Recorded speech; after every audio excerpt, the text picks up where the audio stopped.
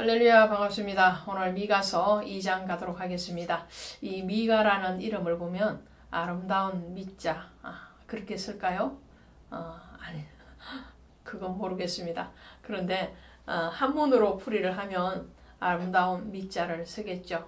근데 미가라면 우리는 미문을 생각을 하게 됩니다. 예루살렘 성전에 들어가는 문 중에 하나가 미문이라는 문이 있었죠. 그 문의 안전뱅이를 베드로와 요한이 일으킬 때에 이렇게 말을 합니다. 내게 은과 금은 없거니와 내게 있는 것으로 내게 주노니 곧 나사렛 예수의 이름으로 일어나 걸어라, 그렇게 말을 하죠.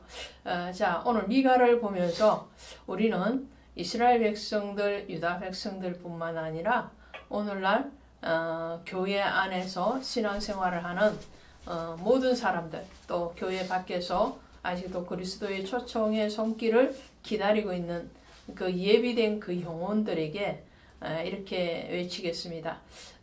내게 있는 것으로 내게 주노니 곧 나사렛 예수의 이름으로 일어나 걸어라. 자, 제가 여러분에게 드릴 수 있는 것이 아무것도 없습니다. 금도 음도 없고 어떠한 봉사를 할 그런 특별한 달란트도 없습니다. 그런데 제게 주신 작은 것, 그러나 그 작은 것을 통해서 위대한 일을 행하실 그 주님의 말씀을 전합니다.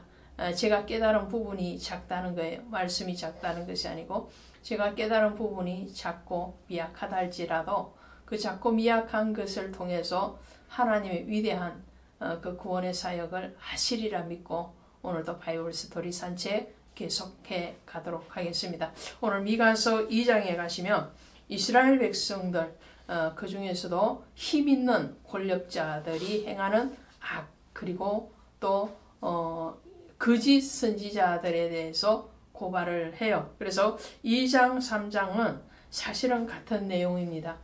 단락이 조금 구별이 되지만 같이 번갈아 가면서 보도록 하겠습니다. 2장 1절에 보시면 그들이 침상에서 죄를 꾀하며 악을 꾸미며 날이 밝으면 그 손에 힘이 있으므로 그것을 행하는 자는 화 있을진저, 이렇게 시작을 하죠. 자, 그러니까 유다와 이스라엘을 통틀어서 하나님을 섬기는 나라의 백성들이라고는 생각할 수 없는 그들의 죄악이 얼마만큼 깊었는가 하니까 쉬지 않는 죄였다는 거예요. 끊임없는 죄였다는 거예요. 낮에만 하는 것이 아니고 밤에 침대 위에서도 내일 누구의 것을 어떻게 약탈하여서 빼앗을까, 그것을 궁리하다가 날이 밝으면 또 가난한 자들에게 가서 그들에게 힘을 사용하고 그 힘으로 완력으로 재물을 빼앗아서 착취하는 그야말로 약육강식의 시대가 바로 이 미가가 활동했던 그 시대였다라는 것을 말씀을 합니다.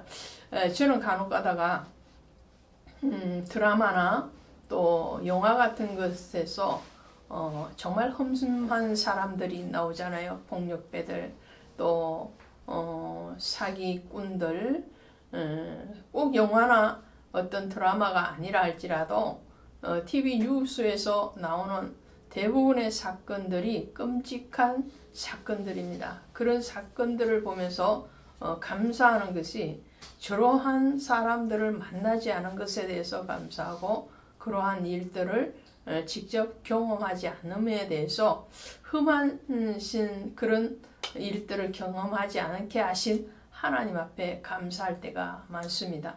자, 오늘 미가에 등장하는 이 권력 있는 자들은 그렇게 정말 약한 자의 고기를 빼앗아서 자기가 먹는, 그래서 약한 자의 재물을 빼들어서 자기들의 부를 축적하는 그런 약육강식의 그런 생각과 죄악 가운데 있었던 것을 보게 되죠. 그런 사람들을 심판하리라 말씀을 합니다. 또 예언자에 대해서 말씀을 할 때에 6절에 그들이 말하기를 너희는 예언하지 말라. 이것은 예언할 것이 아니거늘 욕하는 말을 그치지 아니한다 하는도다. 그렇게 했어요. 아모스 2장 12절에 가니까 너희가 나실 사람으로 포도주를 마시게 하며 또 선지자에게 명령하여 예언하지 말라 하는도다 라고 말합니다. 자, 나실인은 원래 독주와 포도주를 마시지 못하는 거죠. 독주와 포도주가 의미하는 바는 세상적인 쾌락, 즐거움, 그리고 세상적인 어떤 풍습을 쫓아가지 말라, 악한 풍습을 쫓아가지 말라라는 것을 대표한다고 할 수 있죠. 그런데 이 나시린들에게 포도주와 독주를 마시게 한다는 거예요. 그러니까 나시린의 거룩함을 파괴한다는 거죠. 하나님 앞에 구별된 성직자의 길에서 가기는 사람을 걸려 넘어지게 하는 그런 악한 무리들, 또 선지자에게 명령하여 예언하지 말라. 선지자는 뭔가요? 선지자는 하나님의 말씀을 받은 자입니다. 그리고 그 말씀을 선포해야 되는 사람이 바로 선지자죠. 그런데 그런 선지자에게 참 예언을 하지 말라라고 회유를 한다는 겁니다. 오늘도 말씀을 합니다. 너희는 예언하지 말라. 하나님의 말씀은 경고의 말씀이요, 심판의 말씀인데 그 경고와 심판의 말씀이 거슬린다라는 거죠. 그러니까 하지 말라라는 거예요. 에레미야에게도 동일하게 거짓 선지자들이 와서 대적을 하고, 그리고 에레미야의 그 심판의 말씀에 대해서 듣기를 거부하고 그 입을 봉하려고 했죠. 그런 일들을 통해서 하나님의 의로우심, 공의가 하나님의 백성들에게 제대로 전달되지 못하게 하는 것이죠. 말을 굳게 하는 겁니다. 그런 것들에 대해서 하나님이 모르시는 것이 아니고 그것에 대해서 하나님은 심판하시겠다라고 말씀을 하는 거죠. 10절에 보시니까 이것은 너희가 쉴 곳이 아니니 일어나 떠날지에다 이는 그것이 이미 더러워졌음이니라 이렇게 말씀을 합니다. 이것은 거짓 선지자들, 또 권력을 휘두르는 그 횡포하는 그런 고관들로 인해서 이스라엘이 타락했다는 게 뿐만 아니라 그 백성들도 거짓 선지자의 말을 즐겨 듣고 참 선지자의 말을 듣지 아니하고 그 권력에 편성해서 죄악을 짓기 때문에 이미 이스라엘이나 유다에 대해서는 이제 떠나게 될 것이다. 다시 말씀하면 아수르와 바벨론을 통해서 멸망시키시고 그들이 포로로 잡혀가게 될 것이다 라고 말씀을 하는 거죠. 거짓 선지자들은요 늘 이렇게 내 백성을 유혹하여 평강이 없으나 평강이 있다 한도다 그렇게 말씀을 합니다. 그러니까 평강을 외치는 거예요.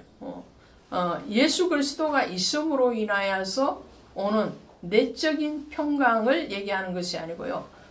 외적인 평강을 얘기하는 겁니다. 성령이 주시는 그 평강, 평화, 그리고 샬롬의 은혜가 아니고요. 내적으로 평강하다 하면서 어떠한 하나님의 징계에 대해서 거부하는 그런 외침을 거짓 선지자들은 하더라는 거예요. 그러함에도 불구하고 하나님은 어떻게 하시냐? 하나님은 이스라엘의 남은 자를 모으시겠다라는 거죠. 남은 자를 모으시고 그리고 그들 앞서 행하시겠다라고 말씀을 합니다. 12절에 가시니까 야곱아 내가 반드시 너희 무리를 다 모으며 내가 반드시 이스라엘의 남은 자를 모을 것이며 그랬죠. 성경은 늘 남은 자의 사상에 대해서 가르치고 있죠. 특별히 대선지서, 소선지서를 통해서 하나님께서 심판에 대해서 경고하시면서 늘 남은 자에 대해서 말씀을 합니다. 이사야가 대표적으로 남은 자에 대해서 많이 말씀을 하고 계시죠. 이 남은 자가 누구라고 말씀을 드렸던가요? 바로 하나님의 징계, 하나님의 다스림에 순종하고 돌아오는 자입니다. 그러니까 버텨서 유다나 이스라엘 땅에서 내가 포로로 잡혀가지 않겠다 하고 완고한 마음으로 버티는 것이 남은 자가 아니고요. 하나님이 징계의 채찍을 드실 때에 그 징계의 다스리심에 순종되어져서 포로로 잡혀가지만 그곳에서 다시 그 죄악을 돌이키고 하나님을 소망하는 가운데서 고난을 이긴 사람, 그런 사람이 바로 남은 자죠. 이 이스라엘의 남은 자를 하나님은 다시 모으셔서 회복하시겠다는 거죠. 그리고 그들의 왕이 앞서가며 여호와께서는 선두로 가시리라. 그들의 왕은 유다의 왕도 아니고 북이스라엘의 왕도 아닙니다. 이 그들의 왕은 바로 진정한 왕이신 메시아이신 예수 그리스도를 얘기하죠. 그 예수 그리스도께서 친히 그 남은 자를 통해서 다시 회복하게 되는 그 나라를 하나님은 세우시겠다라는 말씀을 합니다. 예수 그리스도가 왕이 되심은 오늘 우리의 심령에 거하시는 예수 그리스도 성령 하나님이실 뿐만 아니라 말씀으로 거하시는 하나님이세요. 법궤를 앞장 세우고 왔을 때에 요단이 물이 말랐죠. 그리고 마른 땅같이 건너게 됩니다. 또 여리고성을 점령할 때도 법궤를 맨 제사장들이 앞장서서 갑니다. 항상 하나님의 말씀이 먼저 앞장서서 갔을 때에 하나님은 그 말씀을 통해서 위대한 역사를 일으키시고 그것을 백성들이 경험하게 하는 것을 보게 됩니다. 표적과 기사를 추구하지만 하나님이 보여주시는 가장 큰 표적은 뭐냐 하니까 말씀이 육신이 되어 오신 예수 그리스도라는 거죠. 그리고 요나의 표적밖에 보일 것이 없다고 그랬잖아요. 그 요나의 표적은 바로 예수 그리스도께서 성육신 하셔서 오셔서 말씀이 육신이 되어 오신 그분이 그 말씀을 언약을 통하여서 죽으시고 또 그 언약을 따라 다시 부활하시고 성천하시고 재림하실 것이라는 이 약속의 말씀이죠. 오늘 그 말씀 안에서 승리하기를 바랍니다. 굽어진 말씀이 아닙니다.